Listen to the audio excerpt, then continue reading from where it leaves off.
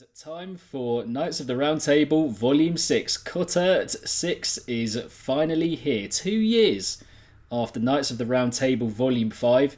We've got 30 tracks to get through here, so don't want to dilly-dally with this introduction for too long. But yeah, the latest big, extensive, large, gargantuan, behemoth compilation from Disciple Records' sister label. Don't know quite how I'm going to get through all of it in one go, but I'm going to give it a good go. And first up we have Closer by Graphite.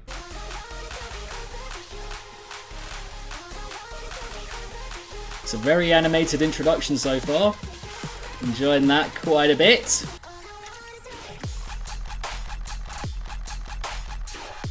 Oi. Just a very clean, very sharp Graphite drop. I haven't had that many of them, to be fair.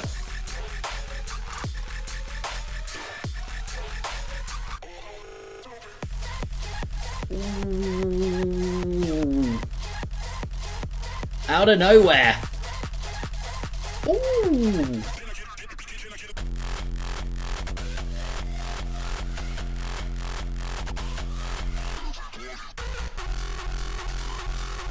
I love the clean feel of that first drop, really sharp, accentuated sound. And then that little hardstyle sequence that we got there, unpredictable, came out of nowhere. A little bit of variety and diversity. I'm a fan. Ooh. Oi. Arrgh. Mate. Mate, what?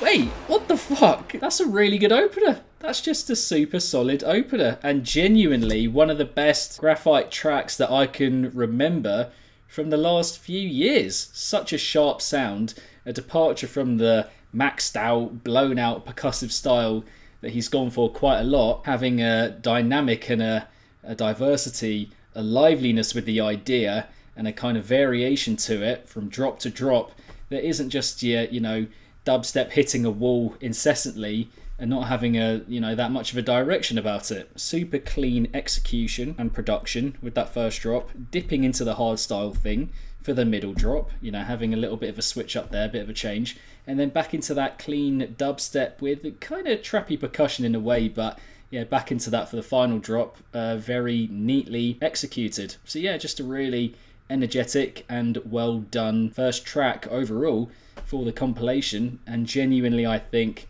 overall one of Graphite's most impressive from the last few years. I genuinely believe that. Next up we have Brig of Dread by Nossphere. Bigs in the chat, bigs in the chat, bigs in the chat, bigs in the chat.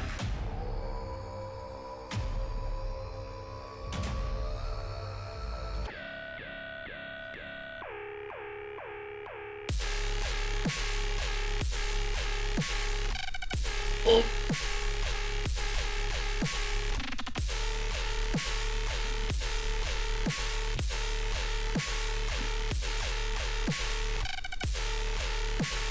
Was a pretty simple idea, pretty simple drop there, that first one, but I just enjoyed the largeness of the percussion, and it had the requisite kind of sharpness and definition to it. If it didn't, then the feeling would have been lost completely, but yeah, it had that beastly feel to it. It had that gargantuan appeal. But yeah, absolutely ideas-wise could have had a lot more going on. I will say that.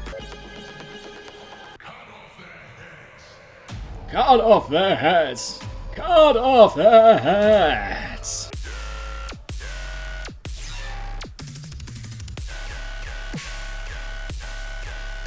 Wait! Wait!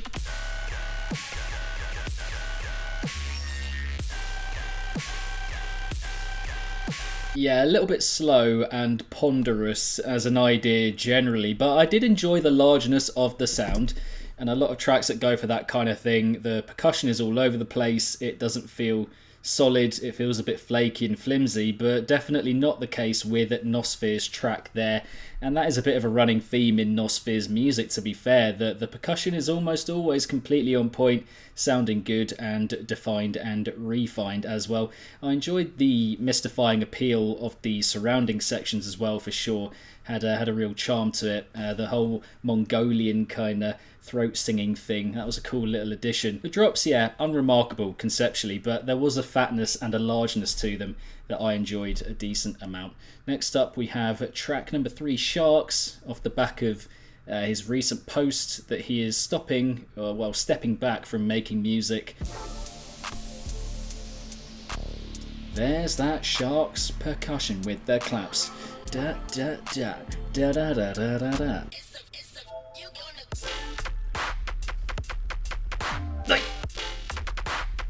Wee.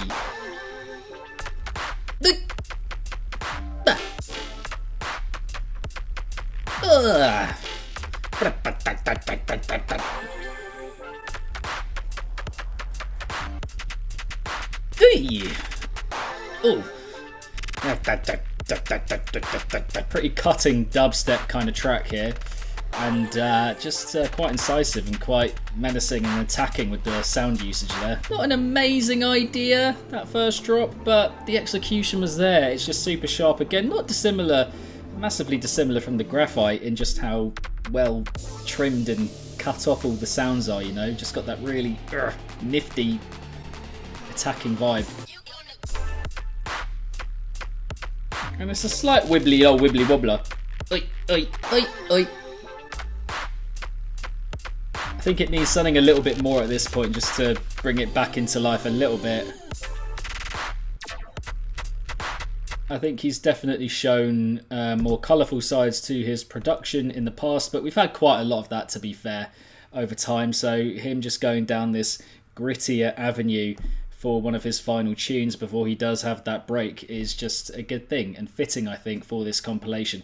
Conceptually, not that much to talk about with that cut. There are nice kind of staggered bits of sound usage here and there that are more jagged and jolty, which is something he's very good at. But yeah, not loads to remark on when it comes to the ideas themselves. Just some good arrangement and some very well defined and cut production there from Sharks. I wonder how much more music we are going to get before he has that break. Next up we have Death Row from E-Craze, Bezo and Emily Styles.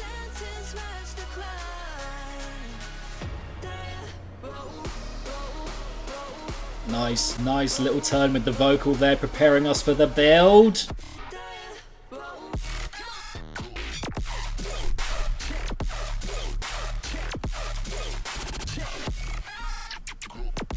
Oh.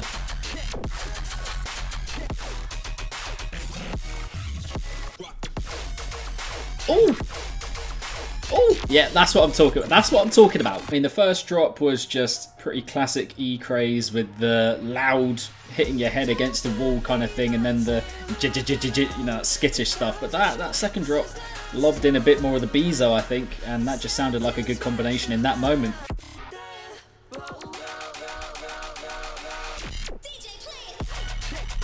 Oi.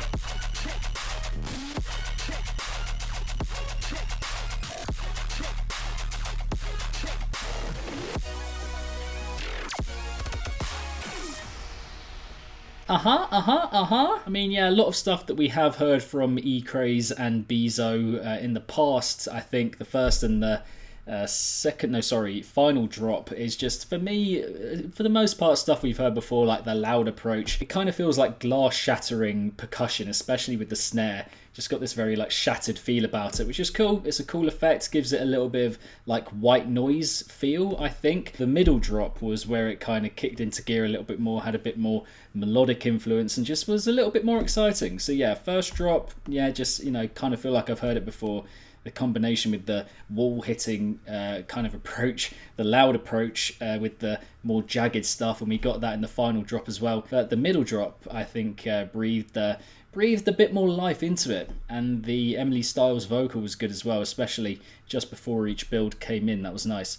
Next up we have Phantom by Creature and Sam Lamar.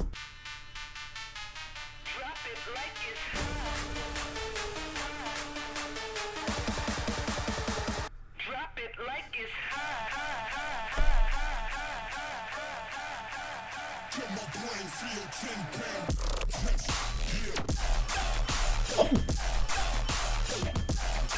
oh, the flow, the flow. Bow, bow, bow, bow, bow, bow, bow, bow.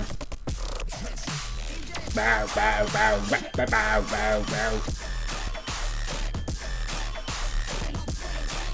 Not like a remarkable idea or one that I'm probably going to remember all that much, but the flow is, you know, pushing it towards being a pretty memorable and infectious idea. Some good flow. Not easy to execute that. Not easy.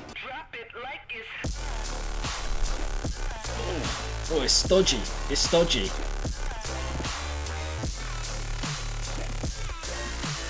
Yeah, what is up with that snare change? Why would you do that? Why would you bring in that wooden snare out of nowhere? Just... I don't get it. The flow is definitely the thing that stands out to me. There are some nice electric sounds here and there that are giving it a bit of life, but there's a real stodginess and a real like nice texture to the production overall. Very nice. It's just the movement of it. The movement of it is just really nice. Not like an idea that I'm going to remember or that will go down in the memory, but just a nice little movement. Just a nice movement to that tune. The snare change was weird though. Don't quite know why they did that. It just gave it a wooden feel halfway through each drop. Don't get it. Bandle's Brain Rot is next up.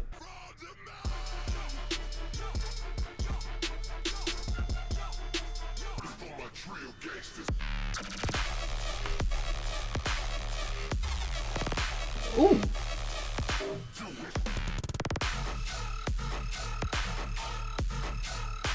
I don't mind the idea. I quite liked that idea. It was like a B sound that was just, you know, had a decent little melody to it. But I think, yeah, the mix of the individual sounds and how they're working together, maybe not fully there. Bam, bam, bam, bam, bam, bam, bam, bam, bam, bam, bam.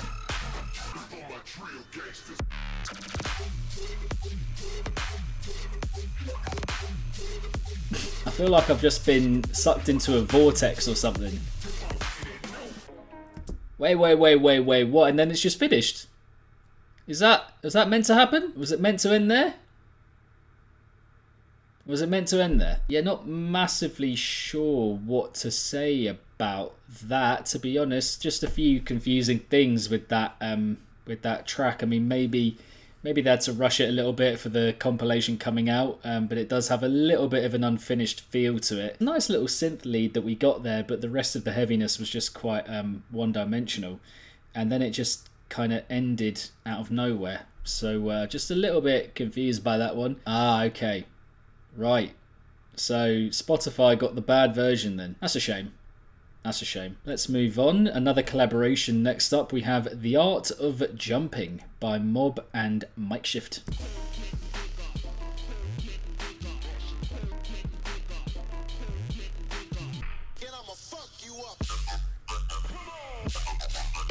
Ooh. Oh, it's cheeky. Oi.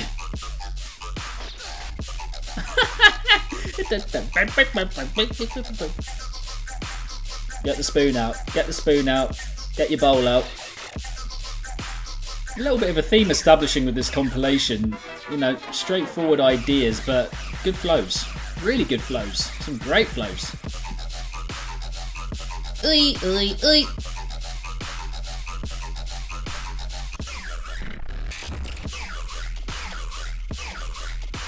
Definitely ran out of gas, I think, or ran out of gas, sorry, towards the end there. Just felt a little bit repetitive as it went on, losing steam, losing gas, whatever you want to call it. But there was good there. I enjoyed the introduction. I like the melody. It's got this kind of warm, curious feel about it. Really does draw you in, that melody. I like that quite a bit. And then the flow was just sensational for the first drop in particular when it first comes in. Hits really hard. Percussion's great, really beefed up. Again, we're not talking about, you know, revelatory ideas here that you're like, yeah, that is going to be one of my favourite tracks of the year or anything like that. But it's just a solid tune. It's a decent collaboration. The flow's really there. And with rhythmy leaning music, that's a big part of it. That's a big selling point. Next up, we have Won't Get Lost by Invaders.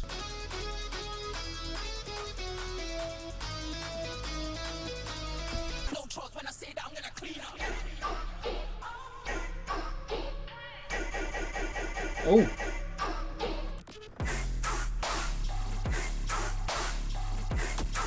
Definitely made more exciting drops, I'll say that.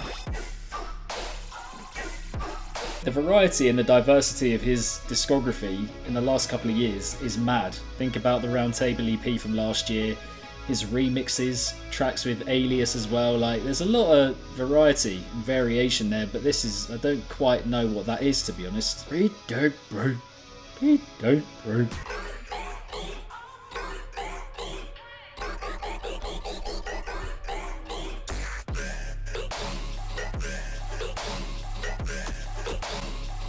I just don't really know what the avenue is for really getting into that kind of sound and that kind of idea. Very swamp-like. It's very, again, sluggish feel to it. I feel like I'm trudging and wading through mud, you know? Yeah, it just feels like a little bit of a far cry from what he's best at and what his music overall is best for as well. So much exciting material that he's put out in the past on Roundtable as well, solo stuff. But yeah, that again, I just don't really know where that comes from, given the stuff that he has put out in the past. It's just such a departure from his more enthralling ideas and production, you know. Next up we have Astral by Izadi.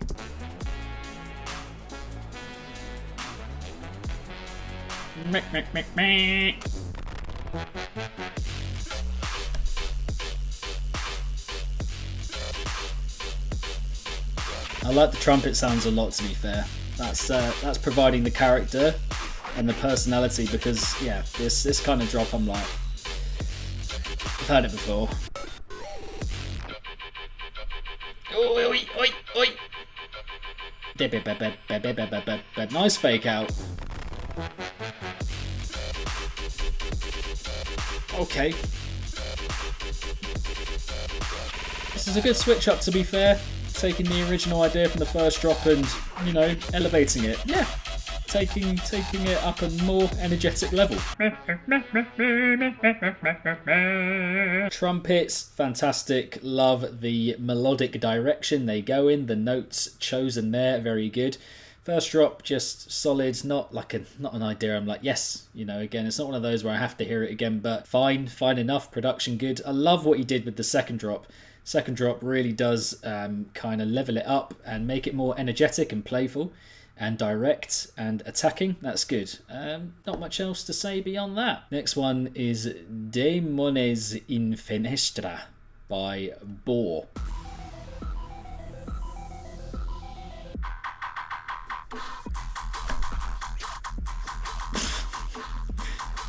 Interesting execution, very interesting. Very contained and muffled and small, you know?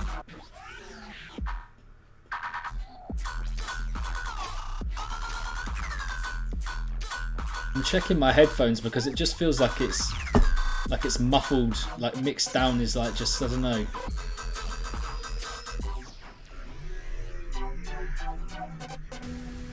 Bringing in a little bit of ominous energy, I think, with a track like that, kind of translucent, almost fluorescent, jumpy, fun, bubbly, rhythmy vibe with quite fruity synth usage, but all executed and kind of pushed through this muffled, squashed, soft, mixed down kind of lens, which is okay if that's Boar's style. Yeah, you know, then all good. It's not quite for me. I like it with a bit more clarity to it and a bit more sharpness, because otherwise it just sounds like it's to me anyway, just a bit roughly put together. But no, that's his style, that's fine, just not quite for me, just sounds a bit flat.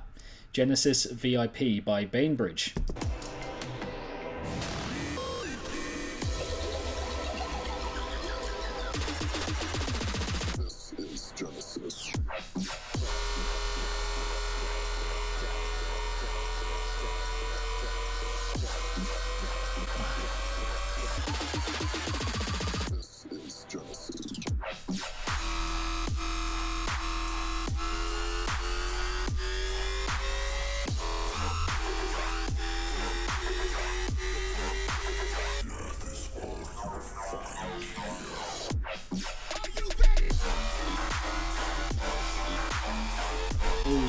To me, that just sounds a lot like most of his other tunes, if I'm being honest, at least conceptually. I think sonically as well, just quite a one-dimensional approach there with the idea, not loads going on. I mean, the build was initially, I thought, pretty good, pretty exciting. I really enjoyed the percussion in it in particular, but that kind of level of fake out I can't really get behind, because it's just a bit of a blue balling situation, if you know what I mean. Like I understand that in a live environment it might go off, but like if you're like most people who are never going to be able to see it live, then you're just not going to have that experience with it at all. So kind of defeats the point of having the fake out like that. And then when the heaviness actually comes around, it's just, you know, not entirely worth that kind of level of hype with the build. So yeah, not really learned anything new there about Bainbridge's style with that tune. Next up we have Gumptown by Mar6. Ooh, Mar6.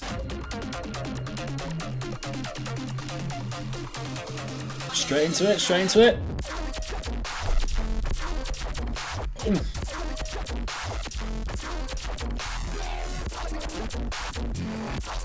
Oh, that little ticking percussion in the background. Go on. Here we go again.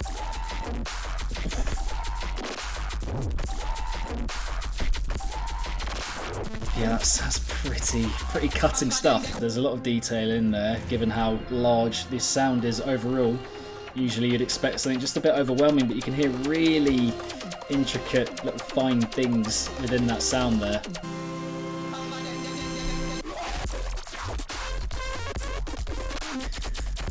Oof. I do have holes to pick with each of the drops. I think with the first one, it felt just a little bit like it wasn't entirely sure what idea it was kind of going for. The sound is amazing, and the detail with the production, the amount of sounds kind of lobbed in, really there, but not.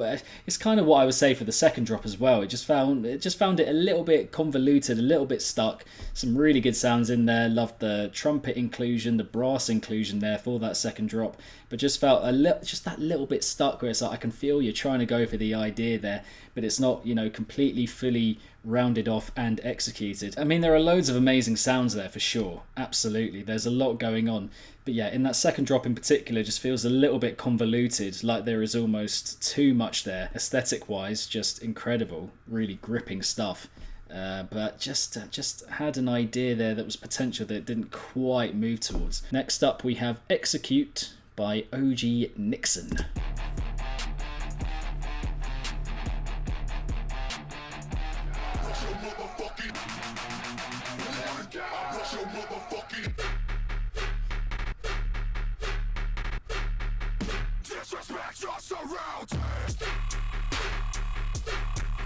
Oh, that snare.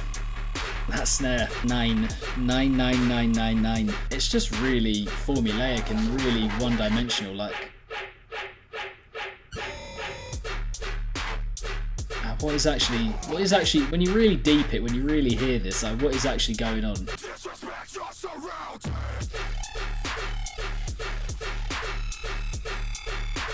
I mean,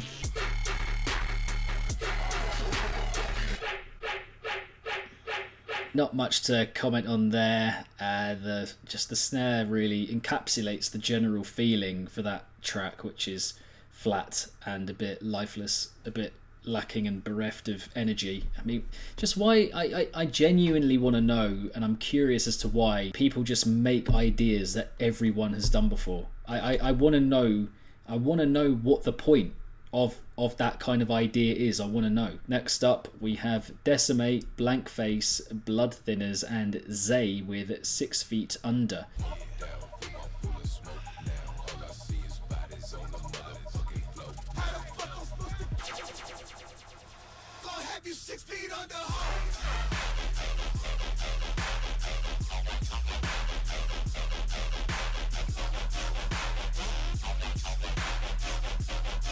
The flow's there. The flow's pretty good, to be fair. There are some decent vocal samples and sounds, but I'm just like, what makes it stand out? Obviously there's loads of great dubstep out there at the moment, but I just feel like it's been limited and straitjacketed and withdrawn so much recently, the last few years. It's just like, this is the norm now, it's just making this. I'm not saying it isn't done well for what it is, it definitely is done well. There's loads of stuff like this that isn't done well, but I'm just like, it's just so like, ugh.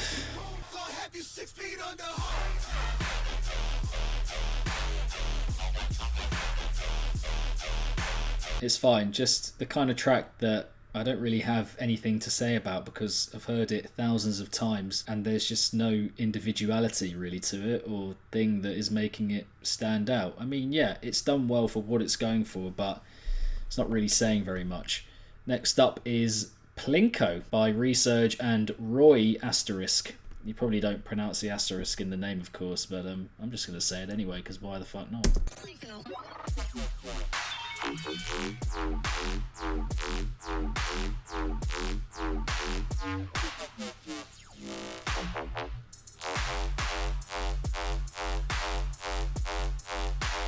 These guys have made such creative music individually, so I'm going into this one, I'm like, yes, okay, what are we gonna get?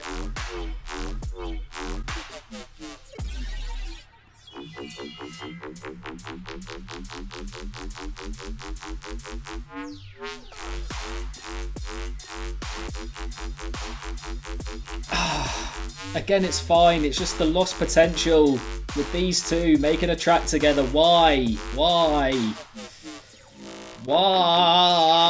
Again, just don't really have much to say, and it's a little bit of a letdown again, given what those two have put out individually. At this point, halfway through the compilation, I'm going to cut it off for part 1. There we go. Part 2 coming up very soon.